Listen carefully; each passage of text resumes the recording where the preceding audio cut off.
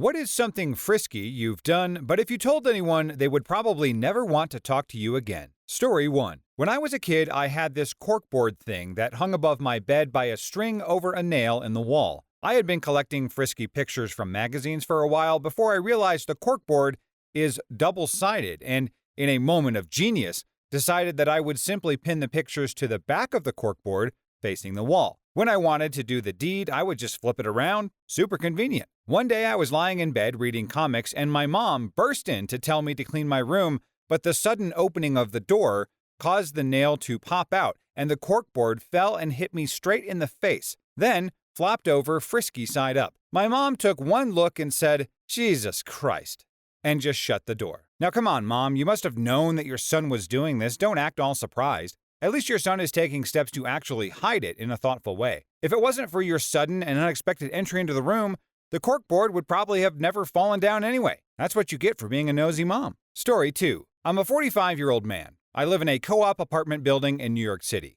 I worked on a building beautification project with a fellow resident about 6 months ago. I'm guessing she's about 30 years my senior. All during the project, we shared a lot of laughs and formed a comfortable friendship. And at the end of the project, she invited me over to her apartment for dinner. We shared some great conversation and a lot of wine. At some point while I was talking, she put her hand over mine, which I was resting on the table, and she leaned in for a kiss, and I reciprocated. We had fun that night. It was good fun, too. A week or so later, she called me up to ask if I could change a light bulb in her ceiling. It was a pretext for us to have fun again. Since then, we've established a relationship where she texts me requesting some help, I go over to her place, and we have some fun. If I told anyone in my life that I'm having an odd relationship with a woman in her mid-70s, I'm not sure what the reaction would be. I think they'd think I've lost my mind.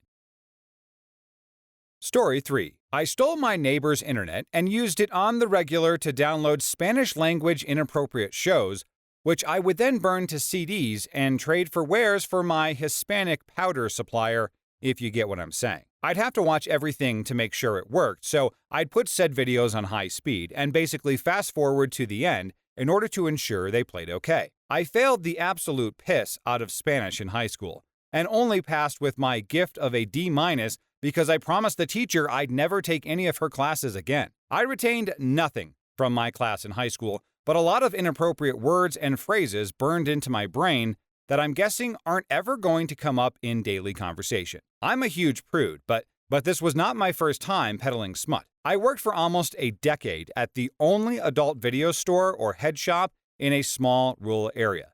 This was back in the 90s when adult VHS rentals were a big thing still. After the store closed at night, one of my jobs was to take the damaged VHS titles and try to use Scotch tape to repair them. Again, I'd have to play them in fast forward to ensure they worked before getting them back on the shelves. I suppose this means I should put adult video quality control on my resume, but I'm thinking it's a skill set that no one is really looking for. It's a little bit of a blast from the past to think of burning videos to a CD.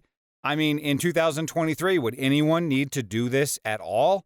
I suppose if you're trying to keep a more secret and off-the-grid stash of adult films, a CD and CD player might be a good combination that keeps everything off the internet, potentially. In the comments, are you guys still burning CDs for any reason, and what was it for? Story 4. When I was 19, I paid $350 for the services of a woman of the night. I left and went to a friend's house where they were having a party. I got very drunk and realized I left my phone charger at this woman's motel. So I took an Uber back and she wouldn't let me back in again unless I paid, so I gave her another $350 and did the dirty deeds and grabbed my charger and left. It wasn't until the next day I realized I could have just spent $10 on a new charger.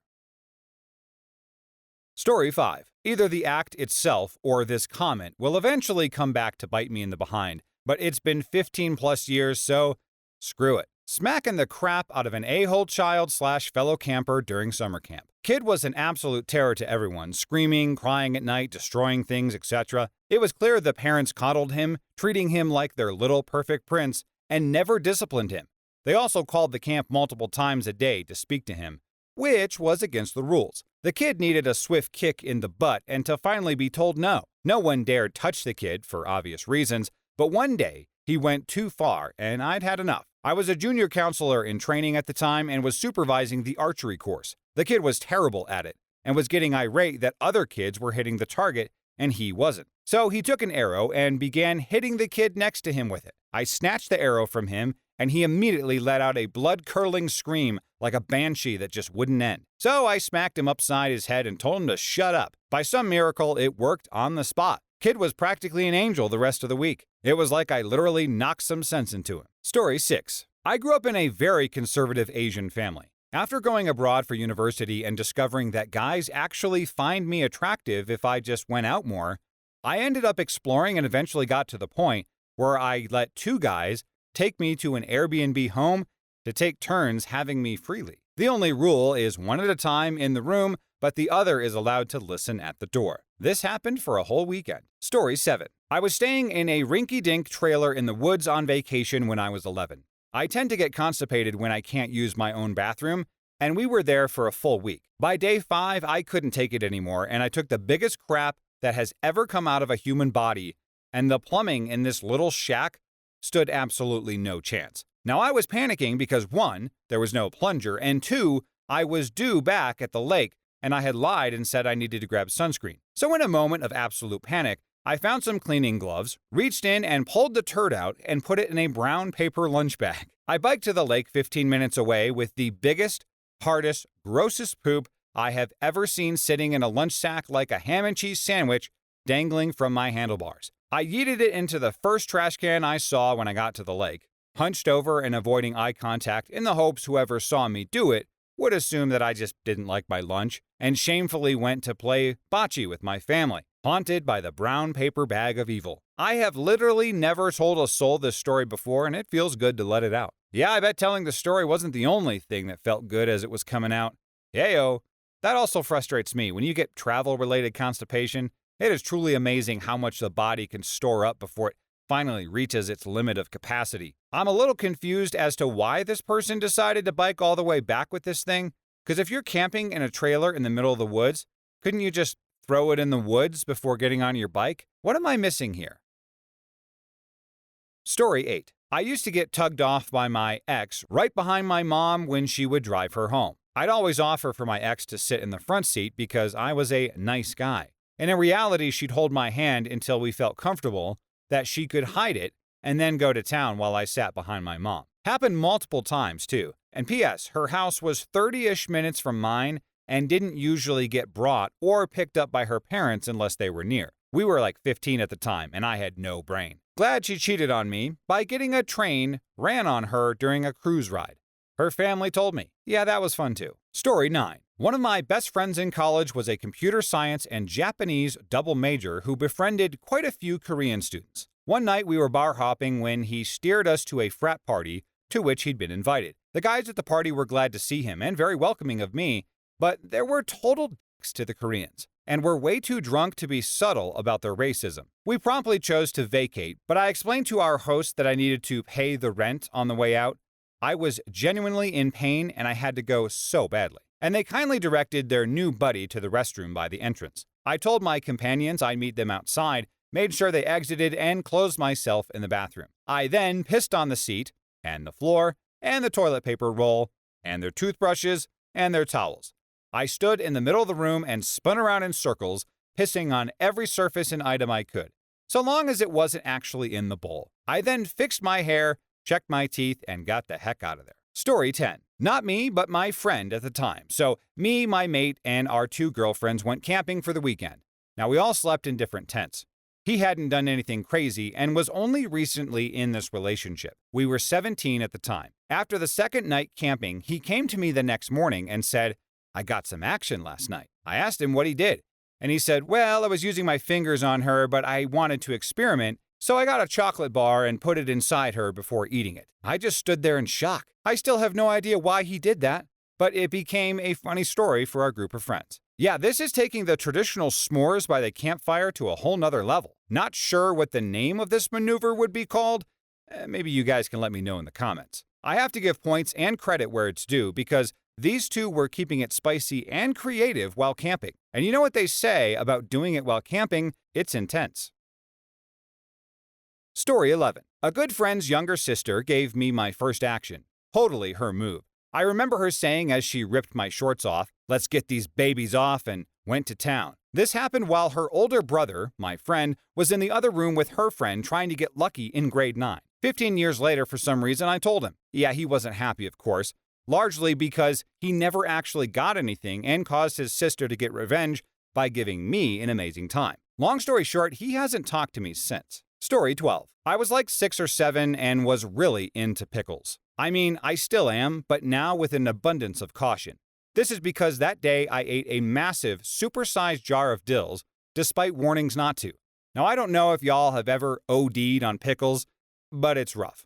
I was watching TV and sitting on a medicine ball, bouncing a little, when all at once my insides exploded into my outsides. It was awful. I didn't even try to fart, but this bubble just exploded at the gateway to my colon, and my behind gave way like an 80-year-old dam no one ever bothered to repair. It was loud too, way louder than you'd expect, and very obviously wet, and my eyes went wide as plates when I realized what happened. And now I'm sitting on this ball, unnaturally still for an ADHD child, in full shock mode, after letting out a 130 decibel liquid fart.